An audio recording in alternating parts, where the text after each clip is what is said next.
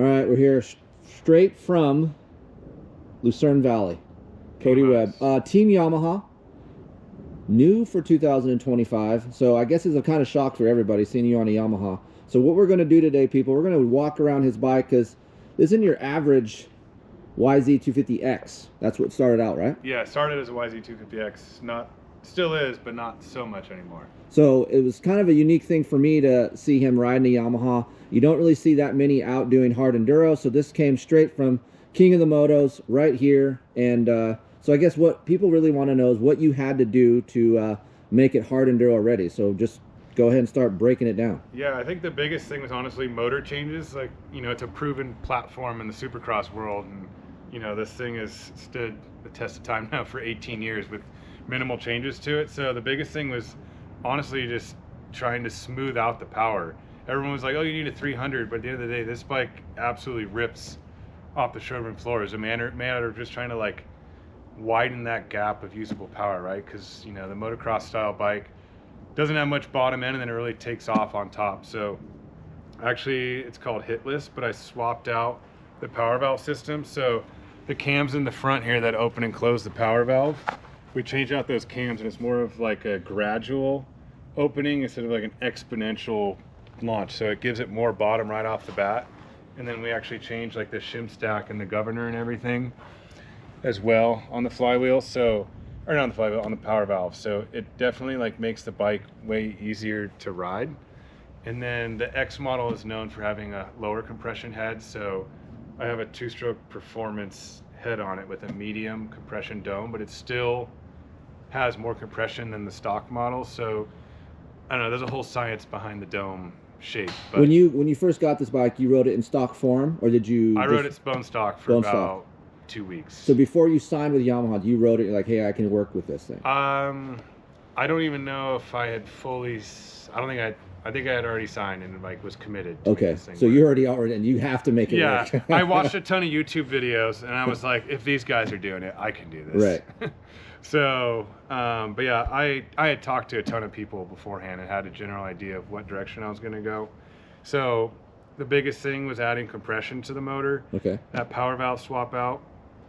And when rode it, I ended up doing the Boys and Rad valves. Okay. And it's not something I think they sell yet. They're working on coming out with a quote-unquote hard enduro specific reed cage. Okay. So kind of helps with more bottom end. And then I'm running one of their weird things in the air boot, you know, that helps get more laminar flow into the carb. Yep. And I actually noticed a difference with that. Like I had to richen up my jetting, which let me know it was getting more air. That's pretty much it on the motor side in terms of performance. I didn't do any crazy porting or anything like that. But on jetting, did you have to go richer on the? Yeah, so I ended up I changed the needle out. Okay. And I'm kind of back and forth between 2 needles depending on the elevation. So I think it was the N3 EJ needle is what I ran at King of Motos. And at home, I'm on a CJ, which is a leaner needle because I'm around 7,000 feet. Yeah, and home is Colorado. So yeah, home is Colorado, so we're higher up. And are you on at home, I'm on a 48 Pilot. At King of Motos, I'm on a 50 Pilot, 175 main. 175 main. And then I'm running Sunoco 260 GT, which is 100 octane. 100 octane, okay. Fuel. And that just kind of cleans up the jetting and lets the bike run better. And there's a little bit more oxygen than pump fuel as well. And just a standard FMF? Fatty. Fatty? Not Everyone was like, you need to go with the gnarly. And for me, maybe it would be better, but it's just not as fun to ride. Like, okay. It so kind too of short? It just kind of like made the power not as like snappy in the bottom. And like, yeah, maybe it gives it more torque, but it just wasn't as fun to ride. For the people that, I guess, for hard enduros, like I'm not a hard enduro guy, you would think you want a smoother type of engine, but I guess you need some type of low-end snap to make yourself hop over some shit. Yeah, and get the front end up a little bit quicker. Okay. So there's definitely parts where like maybe on the East Coast with nasty roots and mud everywhere and going up a constant creek where the gnarly would be better, but for me, I prefer the kind of more snap, quick reaction time. Okay. And then I think one of the biggest changes I made to the clutch that helped me the most was putting a Brembo master cylinder on. So I know everyone just watched the video about Tomac saying cable clutch for the win. I honestly would agree with him for 90% of the riding I do, but that last 10% was just, it wasn't going to work for me in the hard enduro. Like, you know, in a supercross job, you can come off, adjust the clutch on the fly. I'm like, riding through nonstop boulder fields, I'd have to be Superman to take my hand off the bars and adjust it on the fly. So I would basically get to the top of a rock garden, try and pivot, almost loop out, and then don't want to stall the bike because I don't have a kickstart on it. So I'm like 4 full fingers and I reach over so I don't kill it, and I'm adjusting the clutch. And so it's more about life. Yeah, it was about getting hot. Ease of use. Yes. Yeah, so when the clutch gets hot. So there's not many of these here in the States. Like, you're not seeing hydraulic clutches on a YZ250X. No, and there's a Magura kit, but this one's completely different. So you see like about a 1/2 inch extension there, that brass colored piece. The slave cylinder mounts on that inside of there, and then it's got like a direct connection like a normal slave would push, and it rotates the push rod to activate the clutch in there. Whereas the Magura one, you have a hydraulic setup, but it just pulls on that stock lever arm, and it feels atrocious. Now, with the hydraulic... Like, I have a full-on E-Start, and I chose to run kick only at King of Motos because I had such like a preference of actually being able to get like that rider feedback to the clutch. So you do have an E-Start on another bike that you're racing? Yes, but that bike is on its way to Hawaii for round 2. Got it. Mostly because you can't stand on the clay there when it rains, so... So with that being said, going to Hawaii, you have slick, snotty red clay. Yeah. Are you changing your engine setup for that, or is it going to be the same? It's just a little bit different. Like, my practice bike's almost a nearly identical build to this. My E-Start bike has essentially a little bit more flywheel weight, and that's because of the whole E-Start kit on there. Right. So I think the GYTR flywheel weight is maybe 7-something or 8-something ounces, and my bike now, the way when I had that clutch installed, I actually had to put the GYTR flywheel weight on a lathe and remove material. Okay. So it's more than the stock X model, but still less than the E-Start. So I will have a little bit more flywheel effect on the E-Start bike. All right, so there's a lot of chassis work involved. The guards, I mean, obviously King of the Motos, rocks everywhere. My pipe came out pretty good. I was gonna say, how does that thing survive? I think I had the best surviving header pipe out of all the pros. God. FMF posted Ryder LeBlanc's pipe today, and it was like about to be crushed in 2. So no pipe guard? No pipe guard, and that just has to do with potentially breaking your manifold, and it makes it more rigid. And then another thing people don't think about is it keeps heat in the engine a little bit more. So, you know, if it's open to the air, that's a lot of surface area to lose heat off the bike. So it helps keep the bike. And inside you have a Recluse, or? Yeah, so I don't know if you've heard about it, but it's like, I think it's Recluse Apex. Okay, yep. Have they launched it yet, or they're supposed to be launching it? But it's their new torque drive. Okay. So I have like the super thin fibers in there, and it's really nice because then you can mess with the spring to go with a lighter spring pull. Okay. But still get like that solid torque out of the clutch. How is the spring pull, by the way? It's pretty nice. That's pretty light, right? And that's a 10mm Brembo Master. So my thing is, you have pretty big hands, I would assume, and your lever is pretty close to that. Yeah, I like it to be, I don't like it all the way out when your finger's straight, so I'm kind of a little bit off my knuckles in that friction zone. So I can't have it against my fingers, but I also can't have it all the way out. Being that it is a hydraulic clutch, do you like that window to be grabby, or is it pretty long and linear, or it's a little bit long and linear. I try and move it over as far as I can, and on my other bike I have twin walls. Okay. And I almost need to like see if I can ask Renthal to remove material on the twin wall to get my clutch over further, to get like open up that window a little bit, because you know, obviously the further you move your clutch in, if you're on the outside of the lever, it's going to be a lot slower release than being right there on the fulcrum point. Well, there is a Kiefer Ink bar coming out from Renthal. Just want to let you know that. Just so does it have? We have more control room. Oh, I like that. We have more control room for you guys. Are they going to make it in the 996 bend for me? Well, we can't give the bend out yet, but it is a little bit different than the 996, which is, this is what this is right here. 827 for the fat bar, but I think the 827 is a 996. Equivalent, yes. Okay, so... And I normally run the twin wall, but for King of Motos we need a GPS setup, so I got a Garmin mounted here. Why twin wall? Why do you like that stiff of a bar? Because they look sweet. Okay. That's all you had to say, because that's why everyone does it, because they like the look of the crossbar. So yeah, and then I have more. Yeah, it just looks cooler. Yeah, no, I get it. Okay. And then plus I run. Normally I run the. You run risers? You can't see it. No, I don't run risers, but it's like called the Mako 360. It's oh yeah, XC Gear I tested makes those that. clamps. Yeah. Yeah, so you just got to stay on top of replacing the rubbers out. But for me, I've had some wrist injuries, so I can show them a little bit more love if I run the twin wall on there. So it's for looks and make people happy. Well, I've got an email. I told Cody this earlier. I got email saying, hey, Kiefer, what bend does Cody rub in the twin walls? Because I want to run twin walls because Cody runs it on off-road. And I'm like, holy shit. Don't do that, sir. You're 45 years old. You don't want twin walls. Yeah, we shouldn't say on camera what people do sometimes. But oh, well, we can. So don't do this. This is not recommended, but most of the time people will cut the crossbar in half, somehow tape it up, and then you get the flex. Yeah, just put a little bit of duct tape through there. But if you look at pros bikes sometimes, you'll see there's like a little bit of a concave drop in their twin wall. Yes.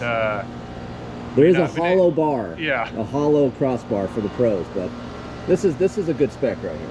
And then obviously suspension is going to be a lot different than the stock X model. Like you hopped on it for a sec. It's like a couch. Yeah, it's very lively. It's a and lazy soft. boy couch. Yeah. Yeah. But I can see you need traction. You need to get over those rocks. Yeah, you need the rear tire to like stay on the ground more, right? The more it's on the ground, the more plain it's going to be. And normally we're not hitting stuff super hard and getting bucked over the bars, so you're being a little more patient through stuff. So having the bike feel lively in the rear is good because you got more tire on the ground, more time on the ground, propelling you forward.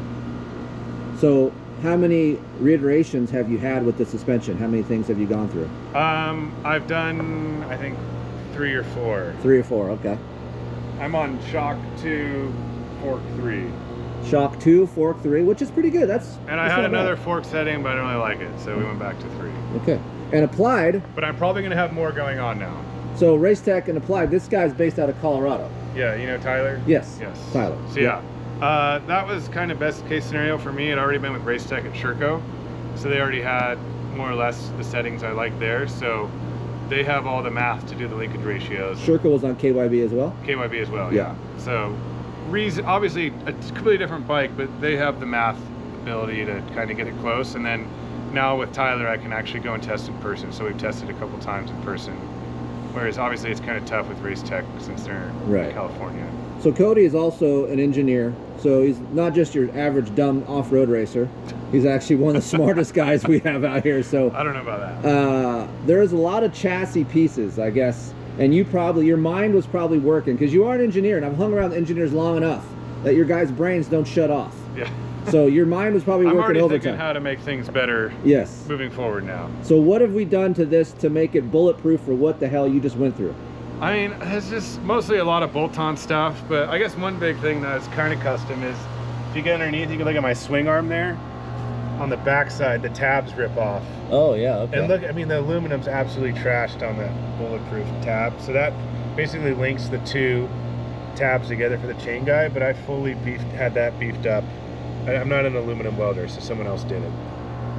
But yeah, that was pretty crucial. And then one cool key talking point is my rear wheel setup. Yeah. So, you know, normally we're running mooses and drilling holes in them and trying to get like a really soft feel. So this moose is like completely new. Yeah, like you're never gonna see that on a motocross bike.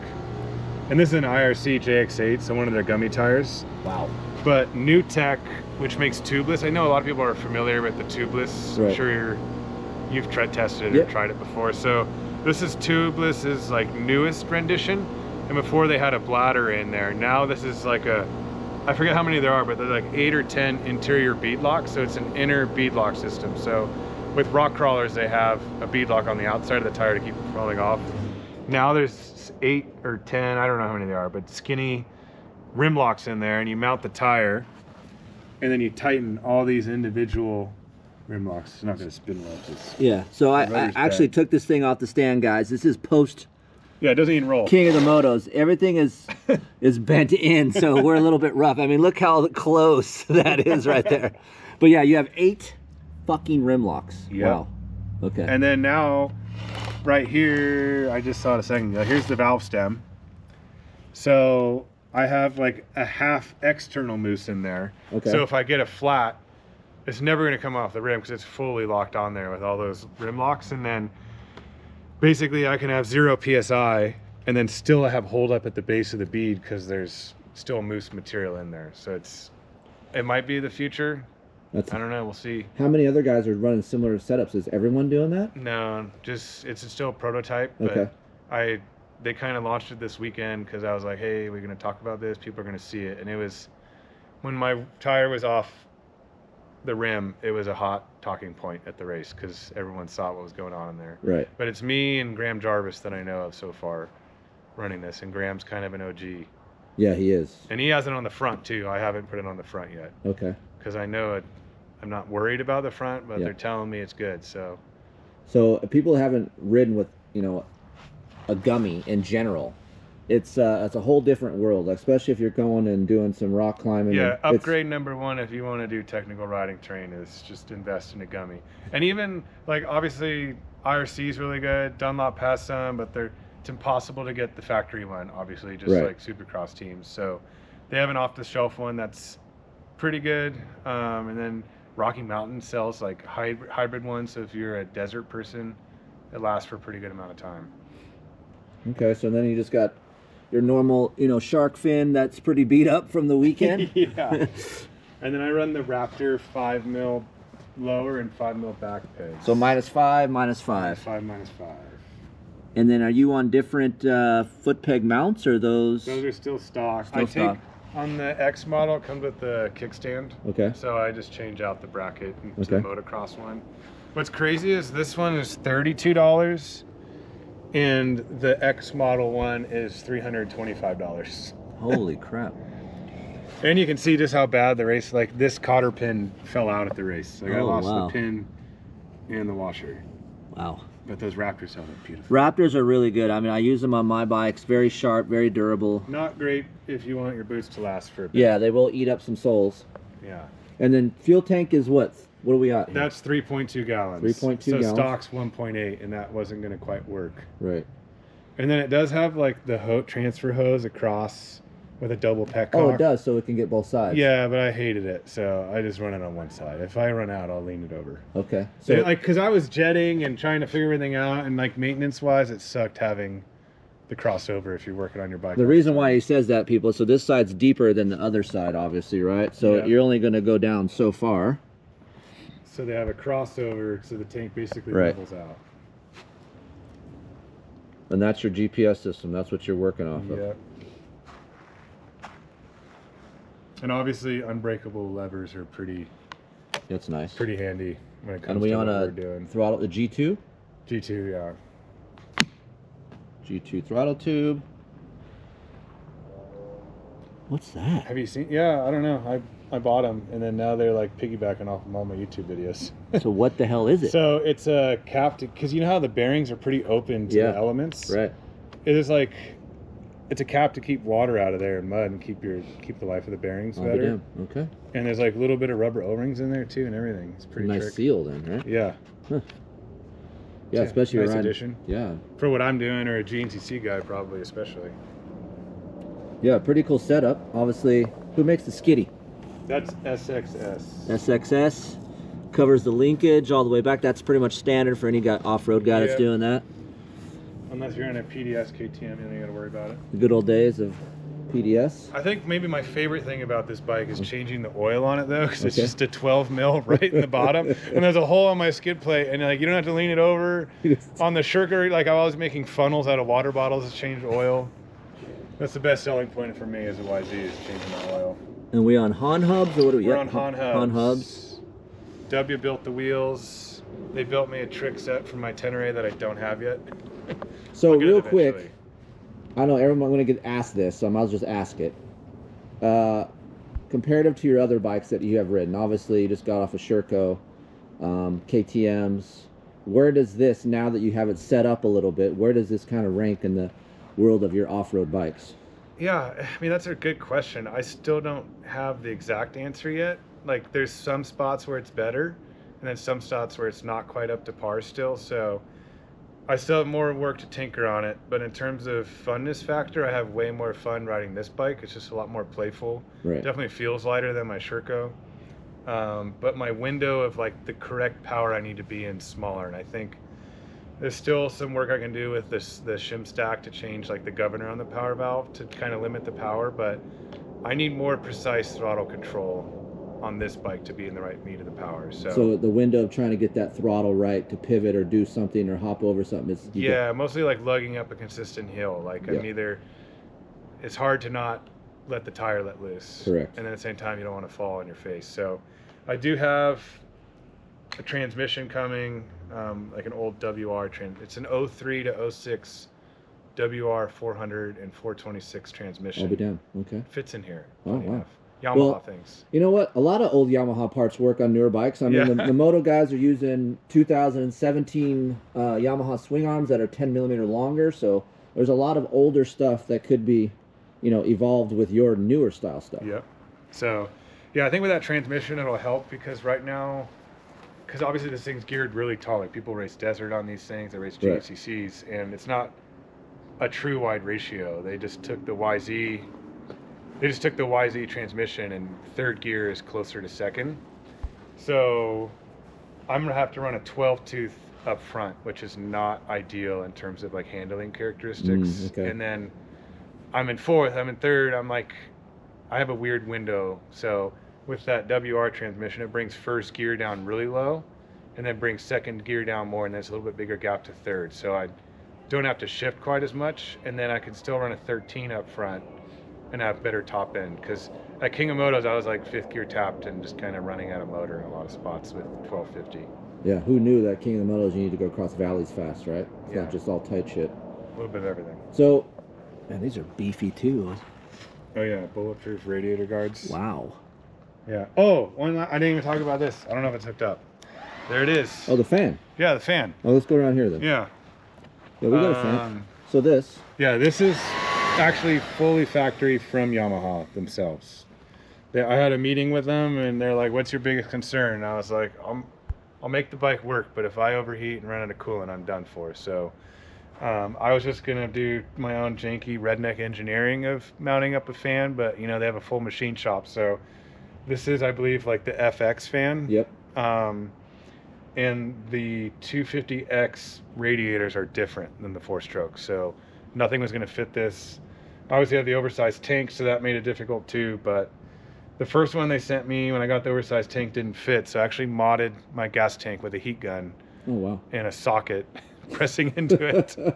Nice. Burnt my fingers a couple times, but then this one is a full, Yamaha sent me like 5 radiators that have these brackets so I can mount fans on them. And then I just run a closed loop system. Yep. So it's total loss. So I turn the fan off and on when I need it, and just use common sense so you don't overheat. Right. So you already kind of know where you're going to turn it on and off. Yeah. I turned it. I probably used it maybe a good 40 minutes over the weekend at King of Motos. There you go. So all you guys riding off-road and thinking about buying a YZ250X, you're going to owe Cody a huge thanks of gratitude, because I feel like, and I don't know it's for sure, but like a lot of these things that he's going to be doing to his bike. Yeah, I'm sure GYTR is just going to steal it from me and call it their own, and not pay me for it. You'll see this in production at some point. Like he's gonna work through it, you know. So this is actually really cool stuff. Yeah. And it's cool to see Yamaha actually getting involved. Yeah, I mean, we had people from the racing department last weekend at King of Motos. Right. Yeah, I mean, something might happen here. They actually want to make the off-road. And Caleb Russell now at GNCC. Yeah. So yeah, Yamaha's being proactive. It's really cool. All right, well, that's a walk around of his bike. I thought you guys would like that. To me, it's really interesting to see what he's done, because there's not a lot of these out there racing off-road, period. So if you guys have any questions, hit me up, chris@keeferinctesting.com, or just go ask Cody when you see him. There's going to be a lot of races this year. What's your next race? We're going to Hawaii for round 2 of the US Hard Enduro Series, and then I'll be doing AMA Hard Enduro, AMA Enduro Cross, Erzberg for sure, and maybe some other stuff as well. Sweet. All right. That's There it. you have it.